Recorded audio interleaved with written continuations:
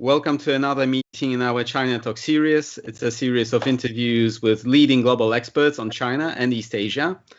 And it's produced jointly by the Polish-Chinese Business Council and SWPS University here in Warsaw, Poland. I'm Marcin Jacoby. I'm head of the Department of Asian Studies at SWPS University and co-host of this meeting, as in all meetings of the ChinaTalk series, is president of the Polish-Chinese Business Council, Mr. Zbigniew Niesiobędzki. Good afternoon. We are meeting at the management space of SWPS University. Please remember that it's a live webinar, so you can ask questions in chat, and as much as we can, we will try to address all of these questions during our conversation with our guests. And our guest today is Mr. Craig Allen, president of the US-China Business Council. It's a very important non-profit and non-partisan organization representing over 200 American businesses that are doing business with China. And Mr. Allen previously served as US ambassador to Brunei Darussalam, finishing his post less than 3 years ago. And before that, he worked in Washington, D.C., worked at the International Trade Administration, and was previously to that Deputy Assistant Secretary for Asia. And he has had a very, very rich and interesting diplomatic career, serving in South Africa, Beijing, Tokyo, Taipei, and most of his duties were connected with the area of commerce. He was commercial officer. And Craig Allen is a graduate of Georgetown University and University of Michigan. Craig, it's our great pleasure to have you here with us. Thank you so much for this opportunity, and I look forward to the discussion. Great, thank you very much. Zbigniew, over to you for the first question. Maybe first, I want to thank you, Mr. Ambassador, for accepting our invitation. It's a great honor to host you in our ChinaTalk series. And I would also like to add that our two organizations are counterparts, and I hope we will work closely together in the new builded transatlantic relationships. Thank you very much, Mr. Ambassador. So at the beginning, I would like to start with the scale of involvement of US companies in China. How important is the Chinese market to American business? So the US and China are the two largest economies in the world, and we are very closely integrated in so many ways: trade, travel, investment. On the trade side, we have an enormous relationship, about $600 billion a year. Now, the relationship is quite unbalanced, with a very large trade surplus for China and a very large trade deficit for the United States. American companies have been investing in China for 40 years, and we have a very significant installed base or a foundation for investment in China. All of my members are major investors in China, some of whom have $10 billion or more invested in that market. Many have been very, very successful in that market. So we have a complex, multidimensional relationship between the two countries that is really extremely dynamic and changing every day. I would say that looking at the near-term future, we see a great expansion of service trade and trade in data, and that is over the internet. In addition to that, we see a pretty smooth trade across all consumer goods and services. So while there are additional tariffs on going both ways across the Pacific, the trade between the two sides has not slowed dramatically, and in some cases has picked up. So this relationship is enormous. It is extremely complex. We have a very large amount of investment in China, and the Chinese have a large amount of investment in the United States. I should say that one other area where we see very great dynamism and growth is in the financial sector. There are probably 270 Chinese companies that are listed on the New York Stock Exchange, and Americans have invested probably $1 trillion in those companies. And similarly, there's a great deal of interest by Wall Street and other American savers to invest in China. As you know, the Chinese capital markets are opening, and so we see a flood of interest going both ways. Venture capital, private equity, investment banking, regular banking services, pensions, and all types of new financial services or fintech. So this is an extremely large and dynamic and complex relationship that changes really on a day-by-day basis. Yes, we have been set back by COVID-19, of course, but I think that the relationship is certainly set to expand, and at the same time, in a very interesting way, both more competitive and as well as more cooperative, both at the same time. The famous American sinologist said, if you study China, you should enjoy a good contradiction or a good paradox. And there are many paradoxes in US-China relations for us all to enjoy. Yeah, I was thinking about one of them, the very difficult political tension between US and China during the Trump administration era. Theoretically would affect also the scope of Chinese-US economic exchange. But if we see the statistics, actually American investments, for example, in China have been growing. How do you explain this very tense political situation and the paradox of having very thriving economic relations? So I think that the Trump administration started out with an economic assumption that ultimately is false. And that assumption is that bilateral trade deficits are caused by unfairness of the other guy. And we know that that's not true, and that rather bilateral trade deficits themselves are not relevant. Multilateral trade deficits are caused by an imbalance in savings, consumption, and investment. And in China, there's an imbalance there, too many savings. And in America, there's an imbalance, too little savings. And therefore, we have a large trade deficit. So the Trump administration put into place a set of tariffs to try to address that. It did not work. It failed. And it created a great deal of political unease at the same time.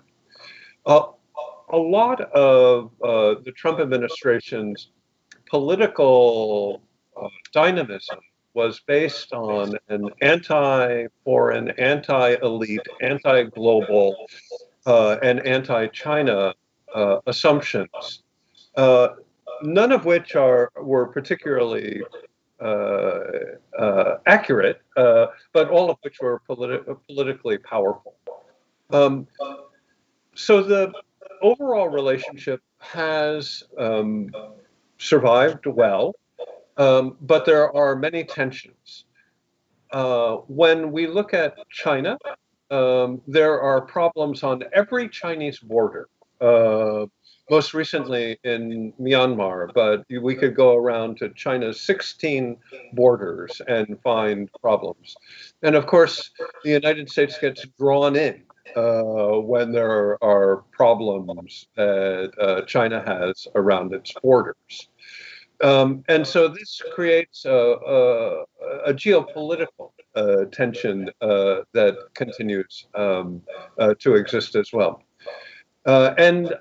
So while the Trump administration had a very combative and confrontational attitude, at the same time, business was able to carry on reasonably well. And we will see where the Biden administration takes that. It is not yet clear. And it is the Chinese response to the Biden administration also is not yet clear. And so this is an important time to be having this discussion.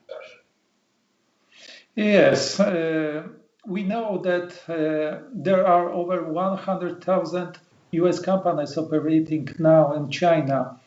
We know that for many sectors, US sectors, the Chinese market is crucial. For example, the US chip makers as a sector have the highest revenue exposure to China.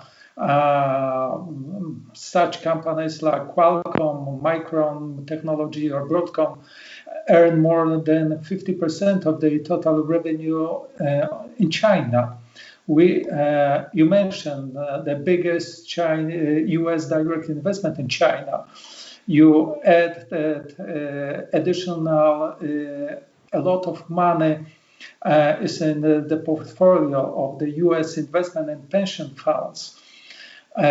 This is the very big scale of of American involvement in China. So these figures show us how inadequate to the U.S. government strategy is U.S. business activity in China. So.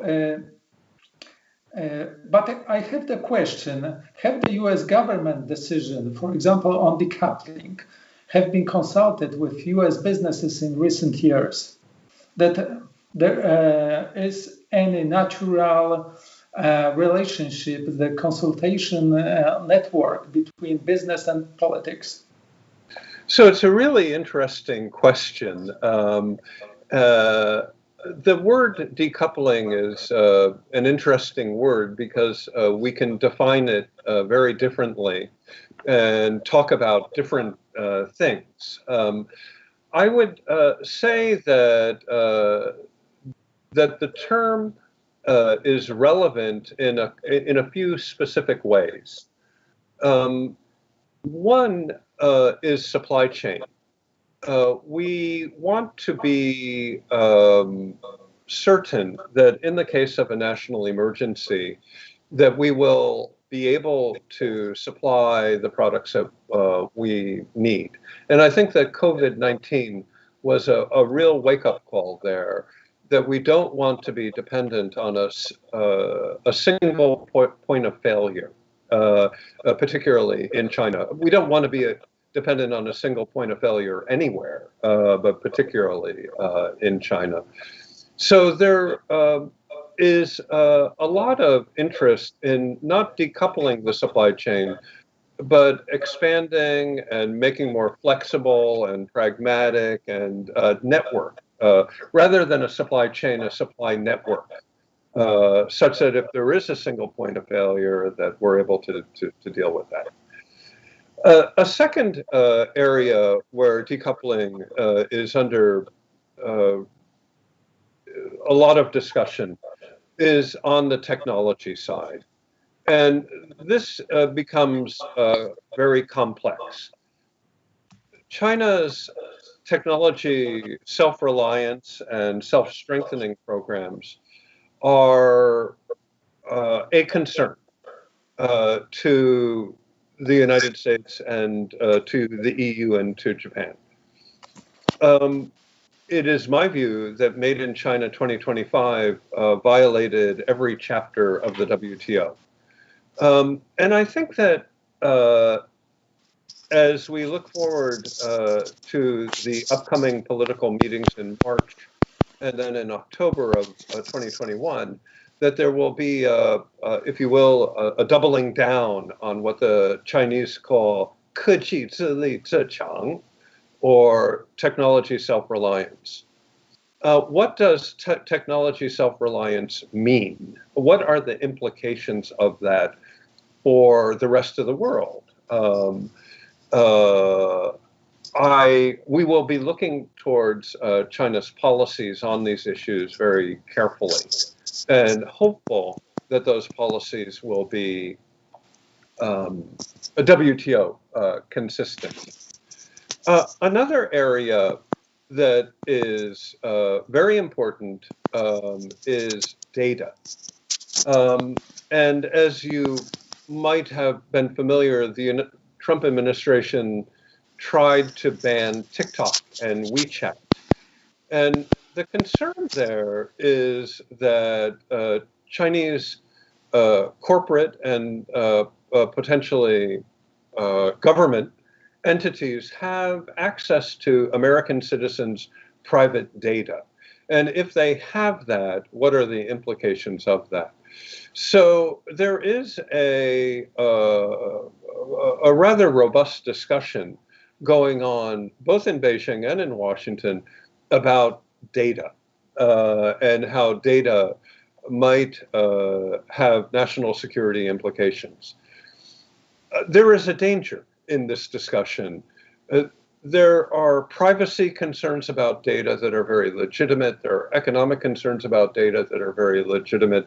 And there are national security concerns about data that are very legitimate. But they're not the same. And sometimes I think that there is a tendency to lump them together. Another area that has been a concern in the decoupling area has been, I would say, in research and development, science and technology, particularly affecting our university sector. And what we have seen there is, at the request of the demand of the government, considerable tightening of academic processes and procedures that would address some problems that have arisen in the past. We are concerned about the 1,000 Talents campaign that is insufficiently transparent. And we want to be sure that if we have science and technology collaboration, that it is open, fair, transparent to everyone, and not being unfairly utilized by Chinese state enterprises. And that is a big concern that is ongoing. But it will not lead to decoupling. It will lead to more stringent processes and procedures and ethical regulations. I think that the final area of decoupling that we need to talk about is on the investment side. We welcome Chinese investment in the United States, but not all Chinese investment in the United States. There have been investments in high-tech firms that appear to be for the purpose of extracting technology and taking that to China, and that is not acceptable. And so the Silicon Valley and the high-tech communities are required to screen this type of high-tech investment coming in to ensure that it is appropriate and helpful and commercial. If it is If it is for normal trade and commerce, that's fine. But if there is a strategic element, then that is an issue. The Chinese side has a set of rules and regulations called civil-military fusion. And I think that as we study civil-military fusion, then we have more reservations about sharing of technology. And we wish to be careful about how we collaborate with our Chinese friends and colleagues to ensure that the technology is used in an appropriate manner and does not have a geostrategic or a military impact that is deleterious to the United States. And so as long as civil-military fusion exists as a policy in China, then I think decoupling in the tech space will remain a subject of interest. And I don't see how it could be otherwise. I'll stop there. Okay, if I might just squeeze in a question from the audience. There is Sylvia Kania. Let me rephrase the question a little bit because it's about decoupling.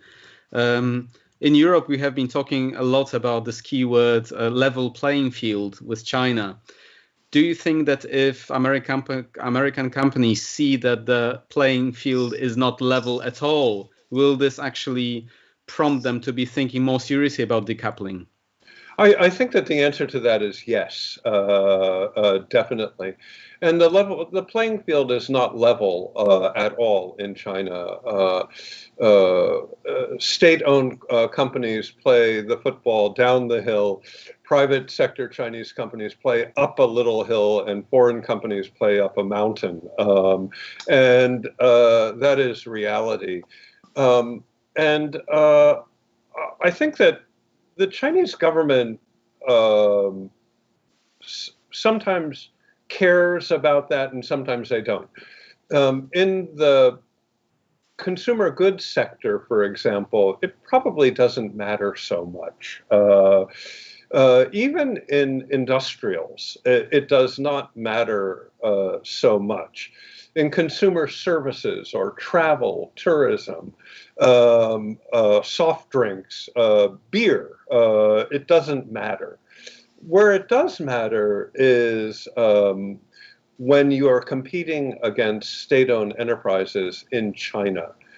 When you look at the industries that are dominated by state-owned enterprises, it's a large percentage of GDP. We could talk about aviation, telecom, media, energy, mining, steel, automotive, nuclear, oil and gas, and we could go on and on. So my guess is it's about 40% of GDP, all of finance. If foreign companies are not allowed a level playing field in 40% of China's GDP, then that's a real problem. We have not received the WTO benefits that we thought we would when China entered the WTO. And it is my view, it's not my view, it's Xi Jinping's view, that state-owned enterprises should play a larger role in the Chinese economy. And I think that that raises fundamental questions about level playing field. And I think that we need to look at the structure of that and the role of the party along with the role of the regulator and the state-owned enterprises. And of course, in many cases, the party rank of the state-owned enterprise CEO is higher than the party rank of the regulator.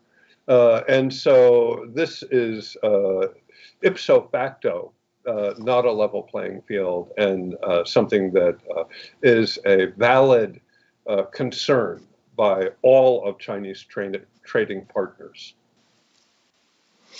Okay, so maybe I return to the previous point about the trade and tech war. So the question is, who is the loser? Who is the winner of this US-China tech and trade war so far?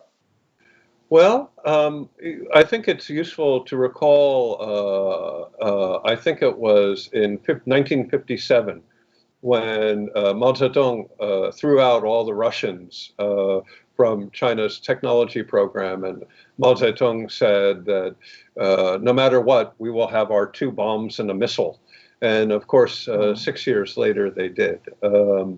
So there's a short term and a long term here. There's also very much a global element to particularly digital type of trade. So when I look at the decoupling thus far, it does look like a little bit like after a bar fight in a small town America, where 2 guys get into a fight and one breaks the one guy's nose and the other one knocks out 2 teeth from the other one. Who won? It's kind of a philosophical question. Their doctors did pretty well. Their lawyers probably as well. But both sides lose. I think on the technology side that we have a lot of respect for Chinese engineering scientific establishment. China has about 25% of the world's STEM workforce. It graduates 1.8 million STEM workers a year. They're very good.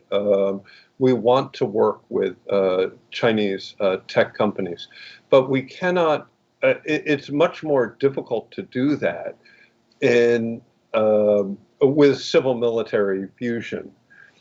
I think that the nature of technology has changed. In the Cold War, the military really developed most of the new technologies, and then they trickled down to the civilian technologies. Today, it's the opposite. And so there is a tendency to wish to control those new civilian technologies, even though today we don't see an immediate military use for them. AI, big data, 5G would be very good examples of that. So this is going to be a very difficult dance into the future. And I think that we could summarize the question by asking, how do you define national security? And there are very different ways to do that.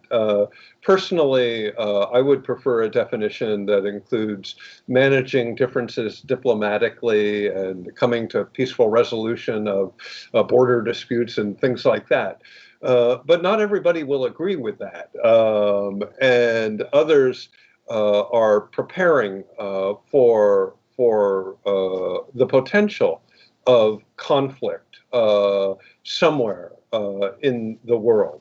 The United States has a vast network of treaty partners and alliances and military networks around the Pacific. And those are very important to us. And we want to ensure that we are able to maintain a technological strength, and that our alliance system remains strong.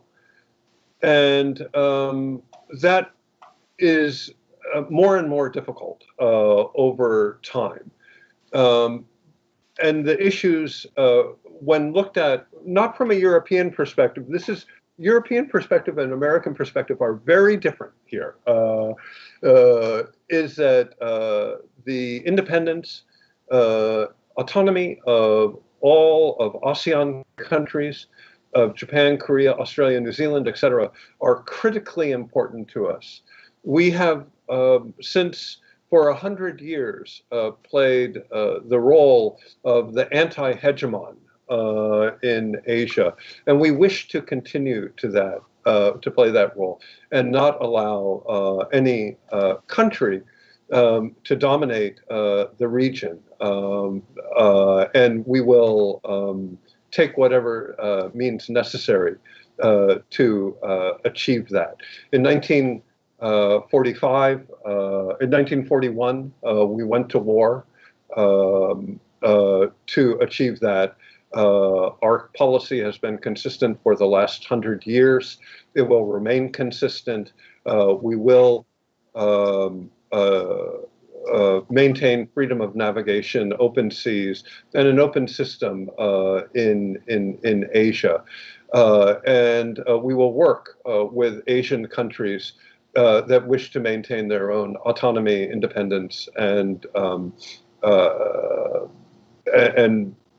culture in every way. And so this is a balance of power theater here that is complex, large, important, and ever evolving. The Chinese are playing the game quite differently. They're playing the game very well. And so we will continue to collaborate and compete with 1.4 billion Chinese on a day-by-day basis for the rest of our lifetimes. Okay, I think this is, sorry, I think this is a perfect time to ask you another question from our viewers. And it's a difficult one, but as a diplomat, I'm sure you will forgive me for being so direct. The question is about what if in 10, 20 years, the innovation supremacy in the world will change in China's favor? How do Americans view such a possibility? Oh, it's a wonderful question. I take great joy in that question. I think that the scale of the Chinese economy is super important for innovation. And when you are able to scale at 1.4 billion people, it is very likely that you are going to dominate a number of areas. My own view is that that diversity is the key to innovation. And the thing that the Chinese companies lack is the diversity of everything to really be at the leading edge of innovation. And that where American companies excel is working with people from all over the world to build as diverse an environment as possible to innovate. So I think that there is a real possibility that China will dominate a lot of the innovative space in the future. The key problem, well, there are many problems, but a key problem that China faces is that its domestic university and laboratory system is quite corrupt. And there are all sorts of problems within that system. And I think that until those problems are addressed, it's very difficult for, say, a Polish or a French or Nigerian American company to work with them. They are not yet a fully integrated part of the global innovation ecosystem. And clearly, it's in everyone's interest to try and encourage them to live up to OECD standards for transparency, subsidies, state-owned enterprises, patent, intellectual property right, academic freedom, and we should work in that direction. We want an integrated global innovation ecosystem. And to the extent that we have to bifurcate that into an East and a West, we are all unfortunate, in my view. I have nothing but respect for Chinese innovation, and it is flowing fast and furious. I think that our friends in Silicon Valley need to watch Shenzhen very carefully, because if they don't, then their lunch will be missing, and their future is dim. So how do we work with the Chinese to improve the innovation ecosystem in China? And how do we integrate that so that everyone benefits? And this is an area that I think that the US and the EU could really have a very productive conversation. And I hope that in the near term, and I expect that in the near term, we will be talking about this a lot more. Because together we have the diversity, we have the talent, and we have an open system with which everyone wants to work. And I think that with gentle encouragement, we can help the Chinese to make their system more compatible with positive global common good. Rather than where we are right now, which seems to be a little bit predatory and excessively characterized by abuse and fraud. Yes, we can look at this US-China relationships from micro perspective and from micro companies' perspective. The US-China Business Council represents leading big US companies, but do you know how the US SME sector is doing in China? I ask about SME sector because in our economy, in Polish economy, SME sector is dominated. So we are very interesting in the experience the other companies like US SME sector. So once again, the question: how the US SME sector is doing in China? I think it's very difficult for American SMEs to be successful in China on a predictable manner. So currently, because of Donald Trump's trade war, we have 19% tariffs. In addition to WTO tariffs on American products entering into China.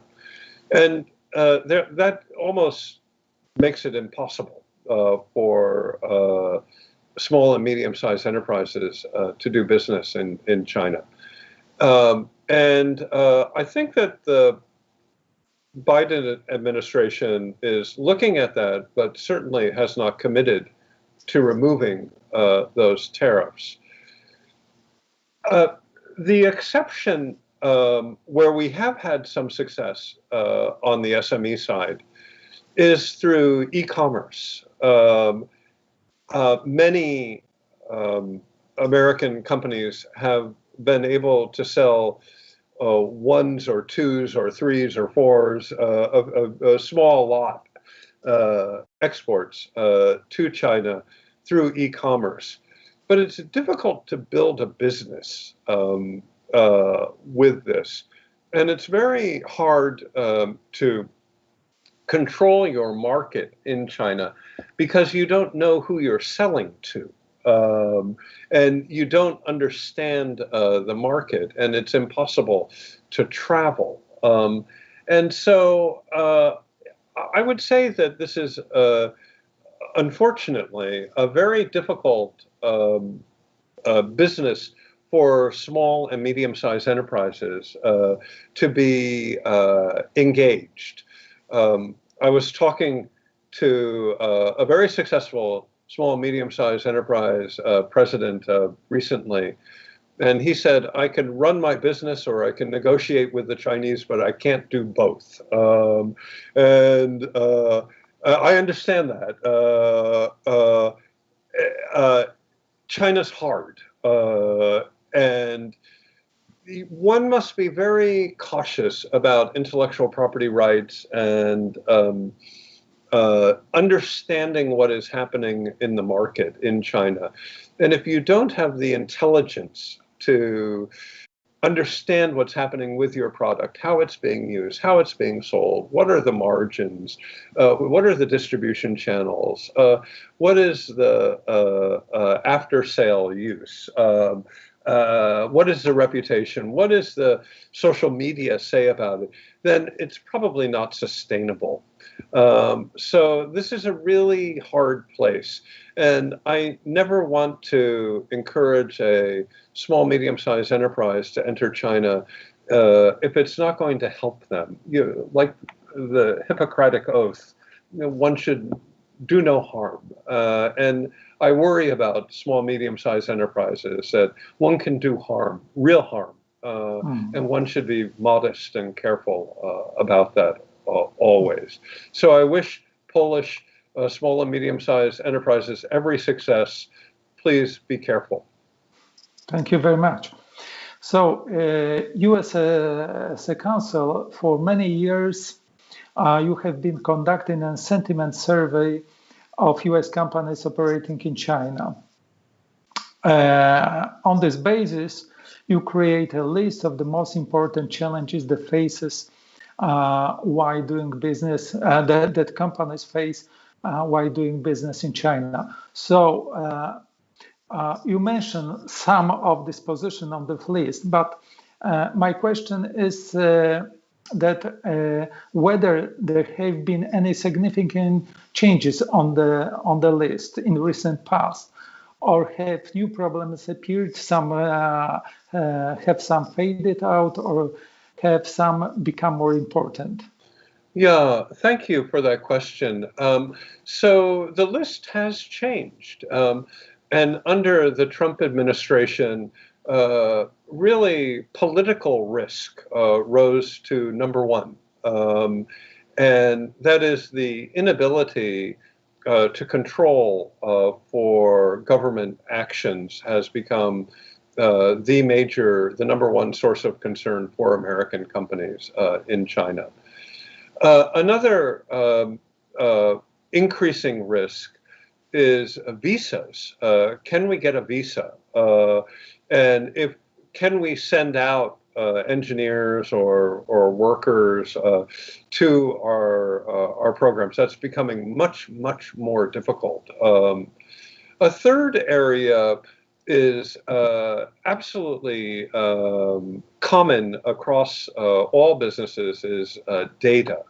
Are we able to put into place electronic systems that are compatible with the company's global system without breaking the law either in China or in the US? And that has become a much bigger concern.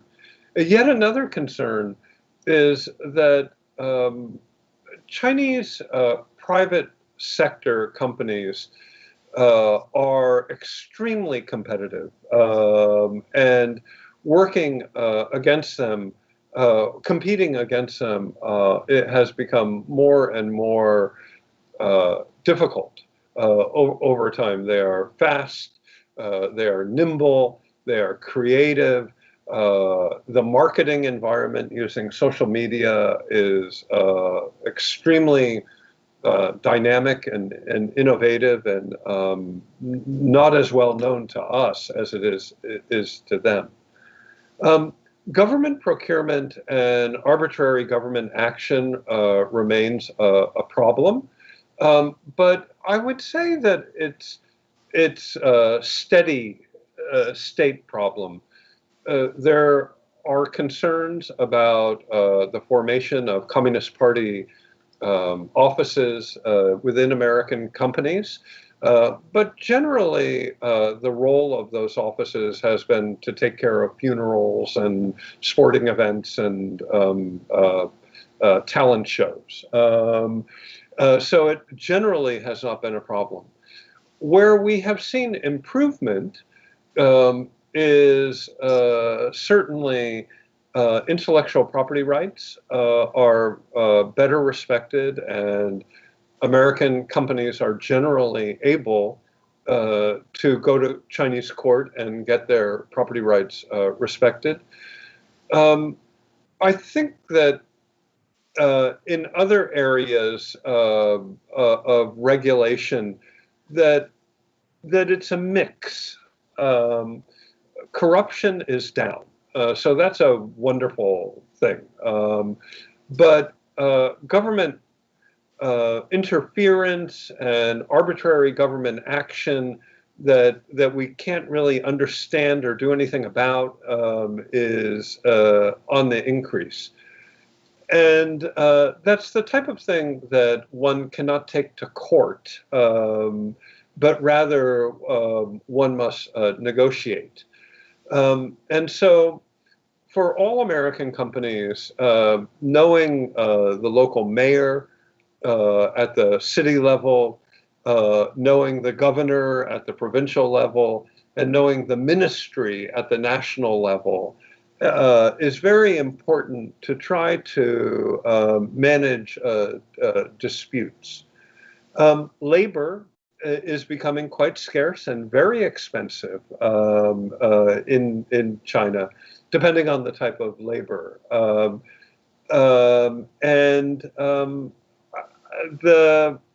The ability of the senior engineers or others to leave and start their own company remains. And so that type of trade secret loss is always a bit of a danger and something that needs to be managed.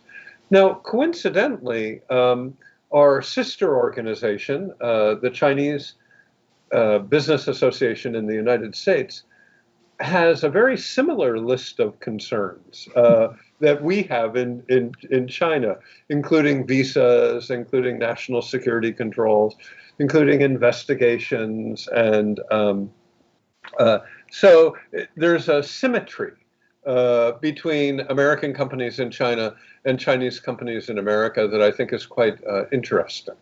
Yeah, to just to sum this up, I have a short question from our viewers, from Janek Czekaj. If you were to just choose one biggest challenge in establishing fair US-China trade relations among the things that you already discussed, what would that be? Technology. Technology is the problem, and the development of innovation is the key problem. And let me put it in the form of 3 questions. And if anyone on this podcast can answer these questions, I will give them $1,000 with great joy. Okay, let's listen attentively. Okay. What are the rules of the road for cooperation on technology? What are the rules of the road for competition on technology? And because those two are so easy, how do you enforce those rules? Okay, the $1,000 stays with you, I guess. But I think that those are the critical questions that must be addressed as we look at China's integration in the global economy, Europe and America's role in the global economy, and how do we maximize this system so that we all continue to benefit and are not threatened. And it has to do with technology. And there are no easy answers here. But I think that that is the area where the United States and Europe need to sit down. Brussels recently sent a proposal for a US-EU Trade and Technology Council. And I think that this is quite interesting. And I would certainly wish to support such an idea as a way to increase our own cooperation between the US and EU, which is a good in and of itself.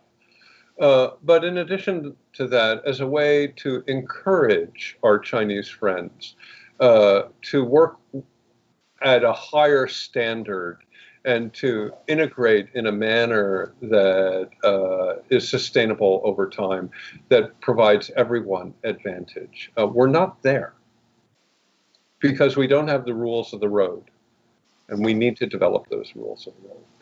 And until we have that, we are in an unstable situation.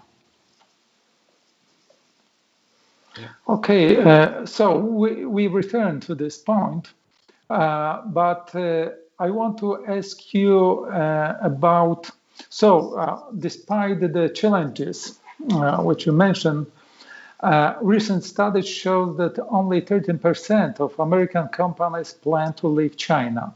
Yeah. These results confirm the positive assessment of China's business outlook by US firms and China's positioning as the top priorities for the company's global strategy. But in the pandemic time, the global supply chains problem has been intensively discussed, especially when it comes to the China's position. Do you think China will remain the center of global supply chains, or will the companies realize the in China for China strategy and all the rest will be moved to the new locations?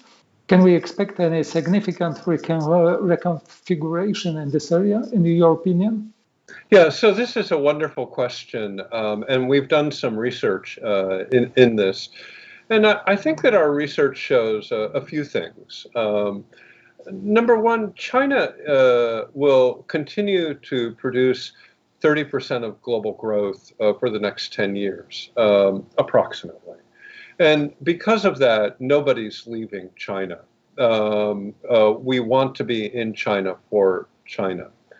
But as you said, there are supply chain shock concerns and a need to diversify outside of China. So even though China has wonderful manufacturing base, there is a more rapid migration out of China. Let me give you an example that I think is kind of interesting. In America, we love Christmas, and we love to have Christmas lights. And all of those lights had come from China 3 or 4 years ago. But now all of those lights come from Cambodia. Interesting. Now, are they made by Chinese companies in Cambodia? Are they shipped from China through Cambodia? Are they packaged and assembled in Cambodia? I have no idea. But I think it's an interesting case study. Now, according to our numbers, if for labor-intensive manufacturing, if one were to move the labor-intensive part of manufacturing anything to ASEAN countries, you would receive about a 24% price advantage. If you move to the US-Mexico border, to what we call maquiladora, you would receive about a 26% price advantage. And so the economics are driving out a lot of low-level, labor-intensive manufacturing out of China, and that's a good thing. So it's a natural thing. As remember, China's labor pool is shrinking and will continue to shrink. While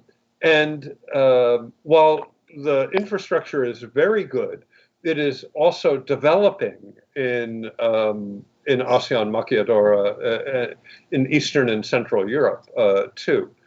So my hope is that we will be able to stay in China for China, and also be able to expand investment in Central Eastern Europe, Latin America, and in ASEAN countries, so that we're able to do more, particularly on the labor-intensive side, in the cheaper labor countries.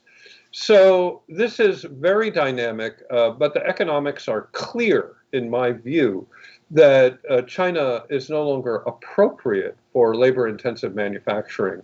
It's no longer economic for labor-intensive manufacturing. And that is something that I hope will benefit many other countries. I assume Poland is at the much higher end there, but there are Central European countries that, and Eastern European countries that I hope will benefit from outbound Chinese manufacturing investment or other investment, not necessarily Chinese, that will lead to a more diverse industrial base. So it's game on. With a price advantage for Latin America and ASEAN, but still with China producing 30% of global growth, nobody's going to leave, but more and more manufacturing should be done outside of China and sent in. I think that RCEP is very interesting in this context. And if I were a Filipino or Indonesian or Myanmar, I would be very aggressively pursuing that type of investment. Still, it's very hard. Easier for shoes or textiles or apparel, for cell phones and computers and tech. China has such a strong industrial infrastructure and engineering base that it's going to take a while. So let's focus on the more labor-intensive elements there, or capital-intensive. And I think that there's great success. In the tech-intensive, much more difficult to do so. Okay, and so we have only a few minutes. So maybe let's shift to the last point of our discussion. I have the question because President Biden is introducing a reset strategy in many areas of US foreign strategy. In relation to China, however, the existing instrument of pressure will probably be maintained at least for some time, but the change is to involve close cooperation with allies and a change in the style of cooperation. What else might change in this relationship? So what are US CBC recommendation to President Biden's administration with regard to China? Well, let me look at that as a two-part. The first part is what is the administration is doing. And I think that in a foreign affairs article conveniently published right before the election, Jake Sullivan, who is our national security advisor, and Kurt Campbell, our Asia czar, published an article where they said exactly what they're doing right now. And that is they're leading with competition, and that they will follow with cooperation. And I think that that is wise. We have to set firm red lines, guidelines on important strategic issues that we are going to be, and try and freeze them into place, put them into place, and hope that the Chinese side realizes that we're not going to be able to compromise on some things. Human rights would be one. Taiwan is a very difficult and important issue. South China Sea, we cannot compromise there. We can work, we can cooperate, but we cannot compromise on freedom of navigation. And there are several other issues. So that's being done right now. And then we will fold in the cooperation. And I think on cooperation, climate change has got to be number 1, 2, and 3. My understanding is that the White House will have a climate change summit, a virtual summit in April, and we're hopeful that the Chinese will participate in that. And I think on COVID, there is a lot of potential room for collaboration. So the US CBC is advocating that we maintain our Phase 1 agreement, which President Trump and Xi Jinping agreed to almost exactly a year ago, February 15th, it went into effect. And we believe that it is a useful agreement, and it should be fully implemented. It expires at the end of 2021, and we are hopeful that by that time we will have been able to finish the discussions on the remaining issues, state-owned enterprises, subsidies, technology policy, and cyber policy. It's not complete them, it's not resolve them, but to make progress on them. And at that point, by the end of 2021, to remove all of the tariffs. After that, both China, Xi Jinping and Li Keqiang have both said that China wishes to join the CPTPP. And we take that very seriously. The United States, as you know, was a founding member of the CPTPP and withdrew. And there is some interest in taking another look at that. And so I think that that agreement, which I worked on for many years, is an excellent structure, architecture, a blueprint for future negotiations. And I expect that we will congeal around that. I would prefer a WTO-oriented discussion, but I think that might be overly optimistic. Let us wish our new WTO Director General all the luck in the world. But I think that it is excessively difficult to put US-China competition and cooperation, particularly on technology, within the WTO context. It is possible to discuss that within the TPP context, and I hope that we go there. And that is something that we should explore with our European friends and colleagues, because CPTPP does offer technology standards that you might find useful. And if so, we should maybe work in a common direction. Great. Since you've been talking about this, and we have run out of time, I have one last question from our viewers, which is exactly on this. Stanisław Szufrajda asked us about your take on the comprehensive agreement on investment. If you could just tell us very, very briefly the American perspective, your personal perspective. We will be talking about this in a month's time with another guest from Europe, Professor François Godemont, but it will be great to have the American perspective. Well, I am a big fan of François, so I think the world of him. I think that the CAI moved the ball forward, but not very little. So I think that it was a very good effort, but that the results of that effort are modest. And I would be particularly note that, well, we don't have all of the language yet. The market access annex has not been published, and I believe it's still being negotiated. So that's a bit of an issue. But when I look at subsidies and state-owned enterprises, I see modest improvement, better than the WTO, not as good as TPP. When I look at the labor provisions and particularly how they affect Xinjiang,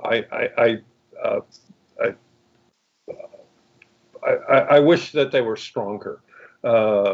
So I think that it is, as a political mechanism, I think it was a very successful.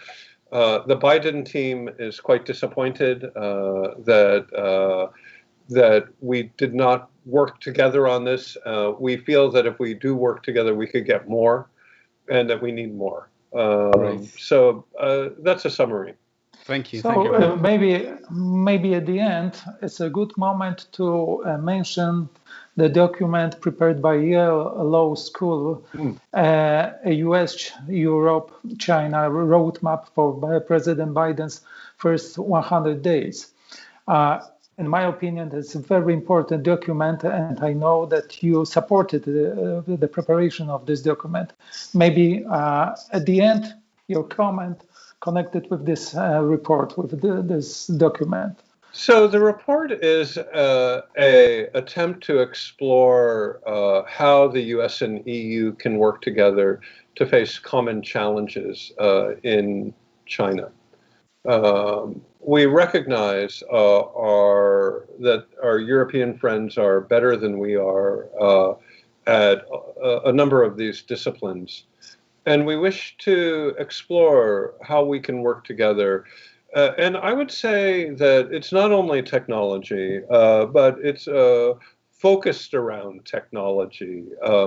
And that goes to 100 different areas that we believe that by collaborating, we can help to improve the environment in China and through a positive example to improve market access and make China a more sustainable, open, transparent, fair economy.